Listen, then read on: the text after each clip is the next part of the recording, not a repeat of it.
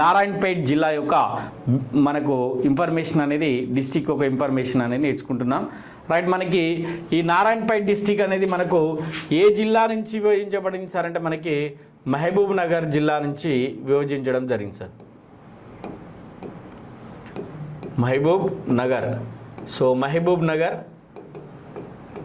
జిల్లా నుంచి విభజించబడింది. ఎప్పుడు విభజించబడింది ఇది అంటే మనకి ఆల్రెడీ 2016 అక్టోబర్ 11th రోజున, సారీ ఇది ఒక్కటి మాత్రం ఏంటి సార్ అంటే చిట్ట చివరిగా విభజించబడిన జిల్లాగా చెప్తాం నాన్న.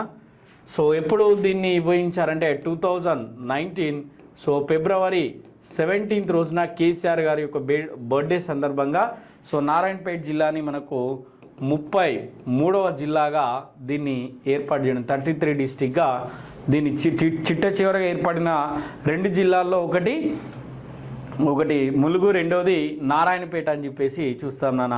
అదేవిధంగా మరి నారాయణపేట జిల్లాలో ప్రధానంగా ఉండే రెవెన్యూ డివిజన్లు ఏమన్నానంటే ఒక రెవెన్యూ డివిజన్ ఉంది నాన్న. రెవెన్యూ డివిజన్స్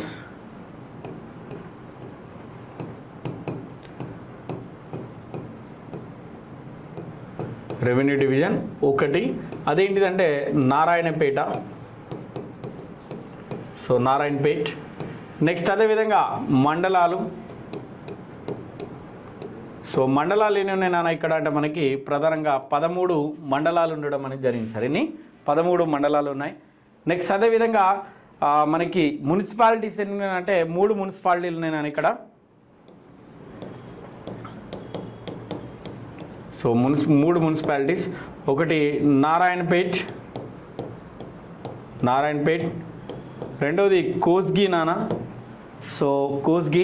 మూడోది ఏంటి సార్ అంటే మక్తాల్. ఈ 3 మనకి నారాయణపేట యొక్క మున్సిపాలిటీస్గా చూస్తాం.